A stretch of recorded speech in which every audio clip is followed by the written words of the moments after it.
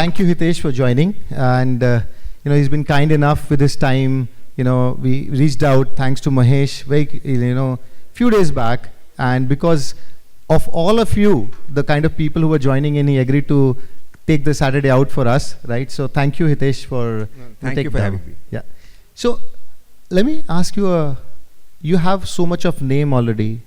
Everybody knows the exit that you made in Zomato. Everybody knows the zeros, or probably nobody knows the zeros. So many zeros there, right?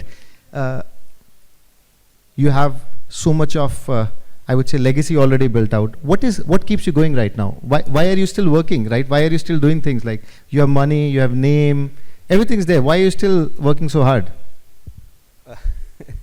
I've been asked this question a few times, and especially in the last couple of years, because I think I've turned 53, 54. People want me to move on and do something else with my life. But I go to office 5 days a week, and I do my external meetings on Saturday, and I help out with Plaksha over the weekend. But what keeps me going and why I go to office, and I was thinking about myself, what is so exciting about work?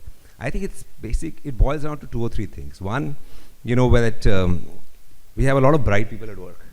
So it's actually energizing and motivating to work with young people, to work with bright people, to work with people who want to make an impact, want to make a difference. So the energy in office is something, it's not, every day is not a great day, but there are ups and downs in when you're running a business.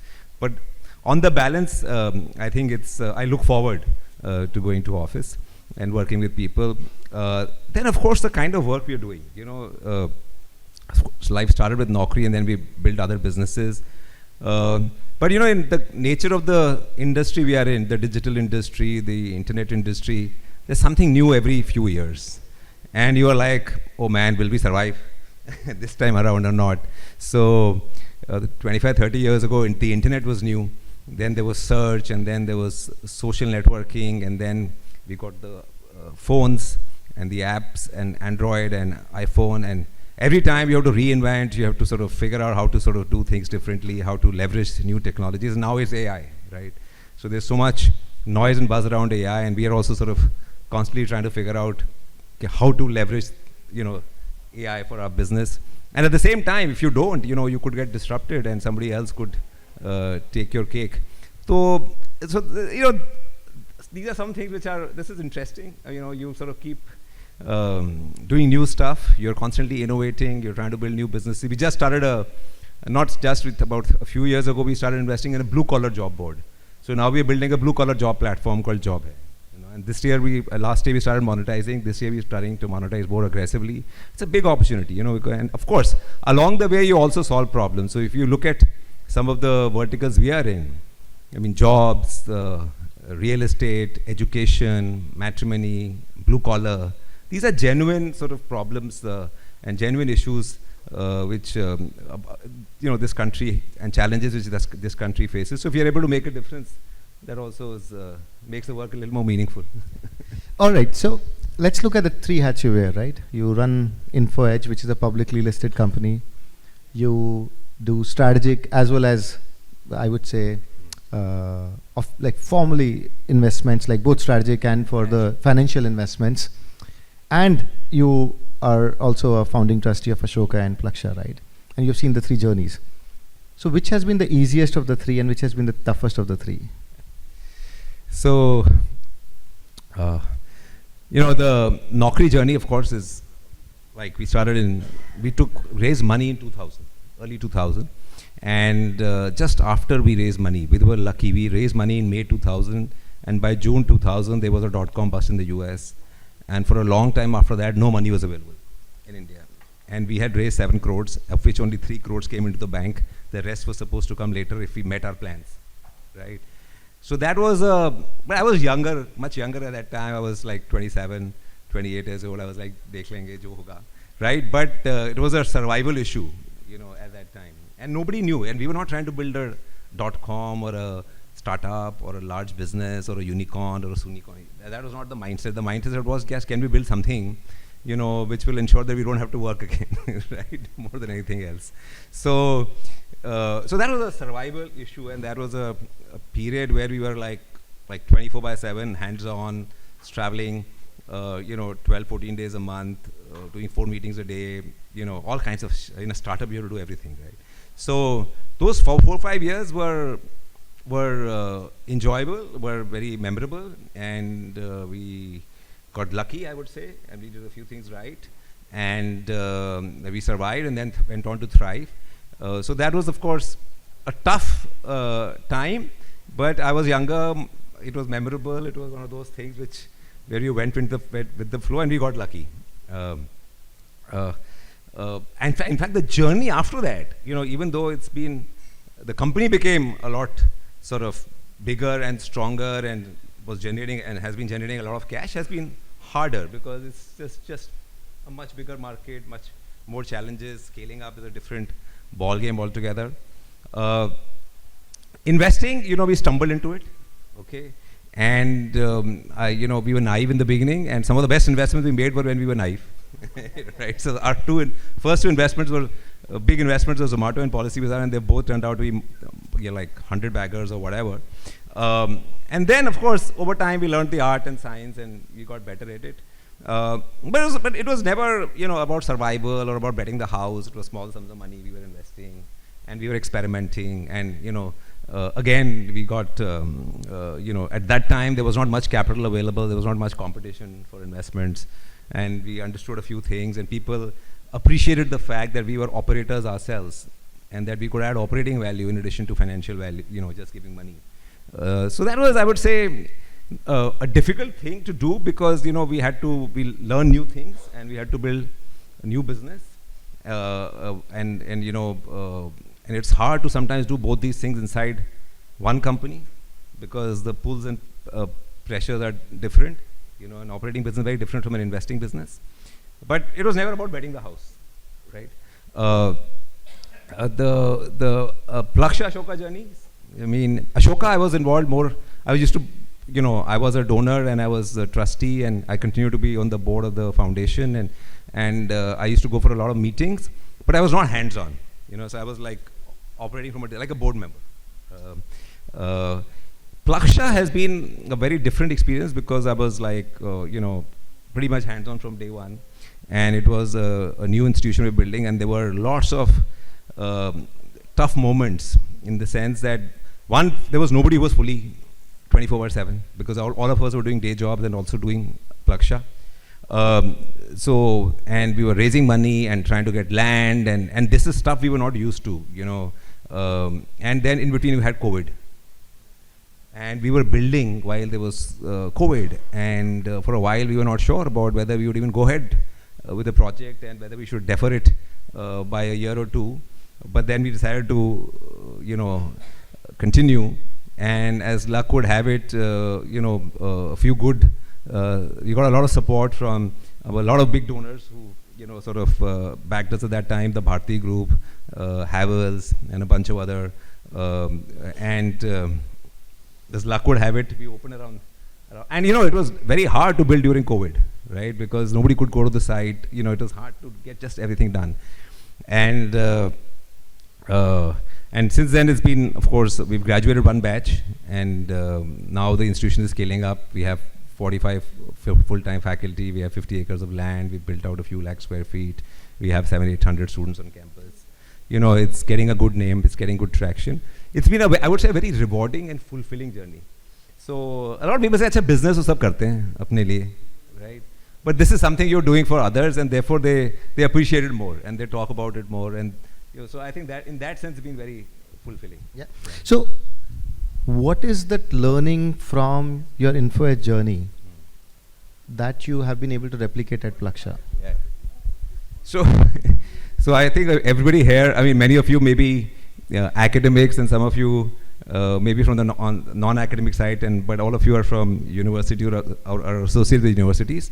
See, the one thing which I used to always tell the university folks, and not just the people in the university, but also my co-founders at Plaksha, is that dekho yaar, Plaksha is a startup. We are not, because while in our heads we want to build a Stanford, we may want to build something which is better than IIT or whatever, and and we may have a lot of money, and we may have a lot of people who are friends of Plaksha, and people want us to succeed. But it is in the end a startup, right? And we have to think and work like a startup. So in fact, our foundation is called Reimagining Higher Education, right? Because the whole idea behind Plaksha was that you want to do things differently. You want to do don't want to do what others are doing, and higher education needs to be reimagined. Academics need to be reimagined. Research needs to be reimagined. Industry connections need to be reimagined. How you admit students needs to be reimagined. How you teach them needs to be reimagined.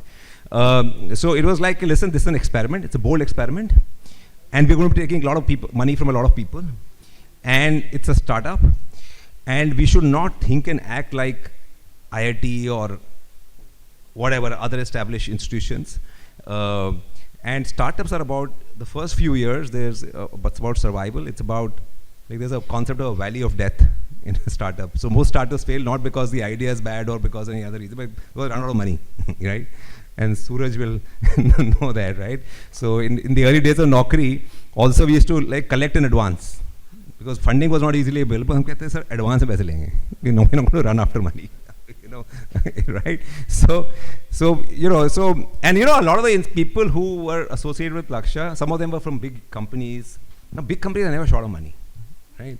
Some of them were, many of them were academics. No, academics, most of the academics we hire, who joined us, were again from government institutions so they never had to think about these things. So that is one. The second thing, which I had to constantly, and I still tell people, and is that just because you build something in your head, you build something you think is world class, doesn't mean that people are going to come, right? Any startup is about two things fundamentally: build and sell. तो बेचना भी पड़ता है जाके बाहर market में. सिर्फ हम सोच रहे हैं कि हम PhDs हैं, ये है, बहुत बढ़िया रिसर्च है, ये है, वो है. Doesn't mean students are going to walk through your door, right? Because why should they? They have so many other options. And in education, in the education space, it takes a generation, it takes 15, 20 years to build a brand. It's not so easy. And when there are so many established brands out there, like the IITs and the foreign institutions you're competing with, and all the private institutions who are doing a fantastic job, why should somebody trust you with their career, with their 4 years of their life, when you're not established? So that, I think, which is why at Plaksha, I actually spend a lot of time on outreach and admissions. Because you have to go out there, tell the story, get people in, not whether it's students or whether it's faculty. See, some of these learnings from the startup days of Naukri, I think, were useful. So, follow up on that in terms, at Plaksha, imagine you didn't have many trustees. You were the only person at Plaksha. What is it that's happening that you'll stop today and you'll say, okay, this should not be happening, right? At Plaksha? At Plaksha, right? Yeah. No, I don't think I can talk because see, now it's a collective philanthropic institution. There are many other founders and partners. There's a whole body of academics out there. Okay. No, but generally, nobody's going to obviously. No, so I always push Plaksha to think differently and to rematch, because I said that is our motto, right? There are already 20 IITs. Right, I went to IIT Delhi myself, right? The IIT Chennai, IIT Bombay, they are like they've been around forever, and they're great alumni. They have a great brand, and they do things in a certain way. So my whenever I talk to the the academic team at Plaksha, the faculty at Plaksha, I'm like, listen, we should do things differently. We should not fall into the trap of wanting to become another IIT. We don't want to become another IIT. The IITs will do a much better job than us of becoming IITs. We should become Plaksha. And fair, we can get inspired by anybody, by the IITs, by Stanford, by MIT, or like our founding vice chancellor also likes to say, no, we should be inspired by Takshila and some of the older universities even. But we have to be different. We have to be innovative. And at the same time, we have to be relevant. We should not be innovative and different for the sake of being innovative and different. We have to be innovative and different in a relevant way. So that's what my overall messaging to them is. One thing I think every educational institution should be doing a lot more of is connecting with industry. I think there's a gap there, right? None of the educational institutions in India do a good job of working with industry, whether in research or whether on the curriculum side, or on using industry folks to teach at institutions. I think because I run Naukri.com also, so we get to HR managers, etc. They talk to us all the time. But India's, I don't know if it's true for every other part of the world also, but in India, दो ही problem है मैं बोलता हूँ. Because HR managers tell us, and then students also tell us, job seekers also tell us the same thing. The companies say there are lots of jobs, but we're not able to get people. Students say, where are the jobs? There are lots of students, there are lots of job seekers, where are the jobs? So there's a mismatch. There's a skill mismatch.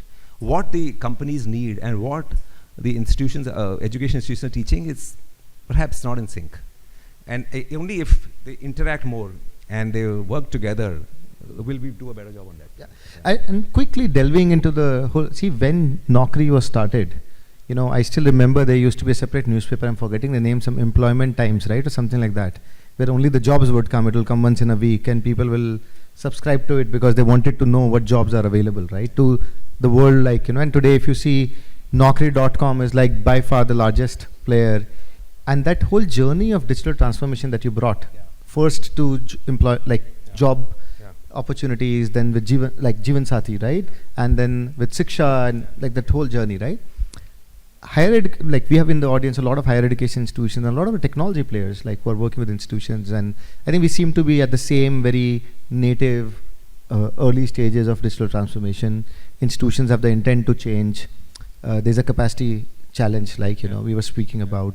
Suraj can talk more about that as well, that institutions definitely have the intent, but tech adoption is still very slow. What can we draw from your journey of digital transformation of very conventional spaces like classifieds in different, to what did you do differently that a lot of the tech entrepreneurs in this room can actually learn from, of, because it requires obviously a lot more effort to bring in tech in like where it has not been there. So like I say, we've been through 3-4 transformations. The first was, of course, when we set up Naukri, and we got the job seekers to move to Naukri. We got our customers to use Naukri. Then, like I mentioned, the mobile phone. It was a transformation because, people told us, yaar, ye mobile pe log CV dalenge kaise?